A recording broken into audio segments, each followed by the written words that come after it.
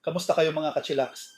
Kung mahilig ka sa mga nakakakilabot at nakakatindig balahibong storya, pakinggan mo itong new episode ng Chilling Short Story. Pero bago tayo magtakutan, subscribe ka muna sa channel natin para mas lalo pa akong ganahan na gumawa ng mga ganitong video. Si Jenny ay nakatitig sa kanyang refleksyon sa salamin ng elevator. Inaayos ang kanyang scarf habang nagsasara ang mga pinto. Lagi siyang natatakot sa mga elevator, pero ngayong gabi, tila wala na itong kwenta kumpara sa kasiyahan na nararamdaman niya.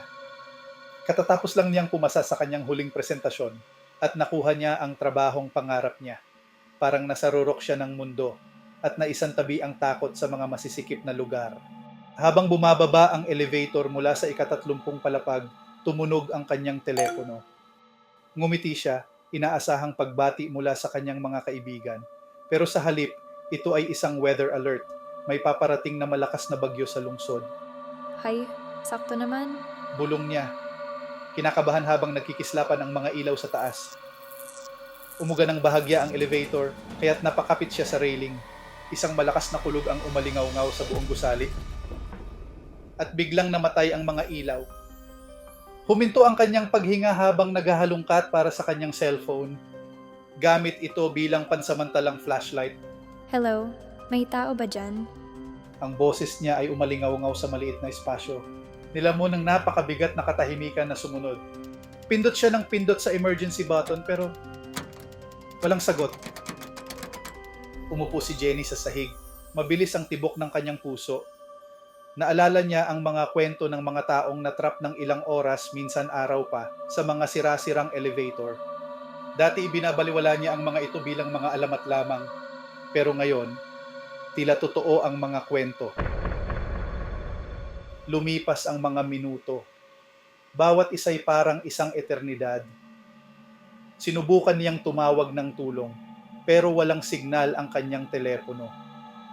Nagsimulang kumalat ang takot sa kanyang dibdib, humihigpit bawat hinga. Ang dilim ay tila lumalapit at pinigilan niyang sumigaw. Biglang may kumikislap na kakaibang liwanag sa elevator. Tumingala si Jenny, mabilis ang tibok ng puso niya. Nagsindi ang emergency light, nagbubuga ng mahahabang anino. Tumayo siya, sinisilip ang control panel. Ang floor indicator ay tumigil sa 23. Isang mahina, halos di marinig na bulong ang narinig niya sa elevator. Nanigas si Jenny, ang mga matay naglilibot sa walang laman na espasyo. May panginginig sa takot siyang nagtanong, Hello? pero katahimikan ang sumagot.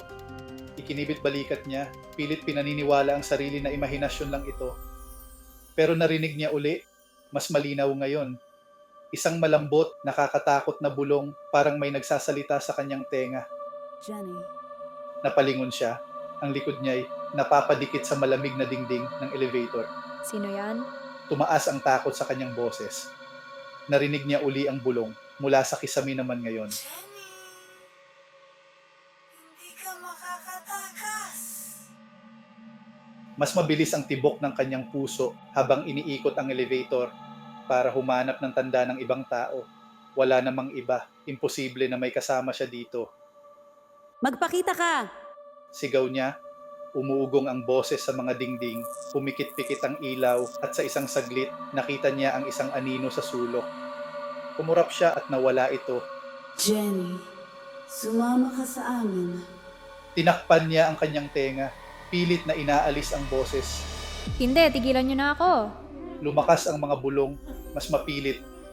Naramdaman niya ang malamig na hininga sa kanyang batok at ang pakiramdam ng yelong mga daliri na dumadampi sa kanyang balat. Umatras siya sa sulok, hawak ng mahigpit ang telepono. Pumikit-pikit uli ang ilaw at muling lumitaw ang figura. Mas malapit ngayon. Isang babae, maputla ang mukha at guwang ang mga mata. Nakasuot ng punit-punit na damit. Jenny, hinihintay ka namin. Ang isip ni Jenny ay naguguluhan. Pilit inuunawa ang kanyang nakikita. Hindi ito maaring totoo. Pumikit siya ng mahigpit, pinipilit na mawala ang multo. Pagdilat niya, nakatayo na ito sa harap niya. Ang malamig at patay na mata ng babae ay nakatitig kay Jenny. at naramdaman niya ang matinding kalungkutan na dumadaloy sa kanya. Please, hayaan niyo na ako. Bulong ni Jenny habang umiiyak. Nagsimulang lumambot ang ekspresyon ng babae at sa isang saglit, naisip ni Jenny na nakita niya ang awa sa mga guwang na mata.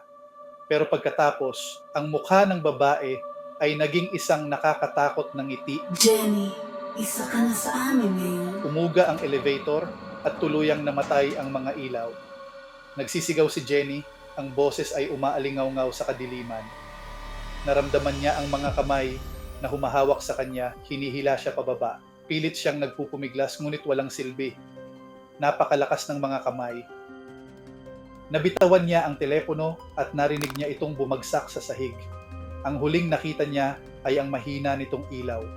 Pinapakita ang mga baluktot na mukha ng mga multong nakapaligid sa kanya. Jenny, sumama ka sa amin. Nilamon ng kadiliman ang kanyang mga sigaw at muling naging tahimik ang elevator. Makaraan ng ilang oras, muling naibalik ng maintenance crew ang kuryente ng gusali. Bumukas ang mga pinto ng elevator at tumambad ang isang walang laman at walang kaguluhan na espasyo. Ang tanging bakas ng presensya ni Jenny ay ang kanyang telepono, nakahiga sa sahig, basag at wala ng ilaw. Hinahanap ng crew ang buong gusali pero walang bakas ng dalagang pumasok sa elevator ng gabing iyon. Naglaho siya na parang bula, nag-iwan lang ng mga bulong at anino. Sa mga sumunod na linggo, nagsimulang kumalat ang kakaibang mga chismis sa mga nakatira sa gusali. May mga nagsasabing naririnig nila ang boses ng isang dalaga na humihingi ng tulong sa kalaliman ng gabi, habang ang iba naman ay nagsasabing nakikita nila ang mabilis na anino ng isang maputlang figura sa salamin ng elevator. Lumaganap ang mga kwento at hindi nagtagal, walang gustong sumakay sa elevator tuwing gabi. Nanatili itong isang tahimik, isang malungkot na paalala ng dalagang naglaho ng walang bakas. Ang kwento ni Jenny ay naging alamat. Sinasabi nila ang tungkol sa dalagang hinarap ang kanyang pinakamalalim na takot, ngunit tuluyang nilamon nito. At habang lumilipas ang mga taon, ang mga bulong sa elevator ay nagpapatuloy na naririnig. Umeeko ang boses ng isang dalagang habang buhay na natrap sa isang lugar na hindi na niya matatakasan.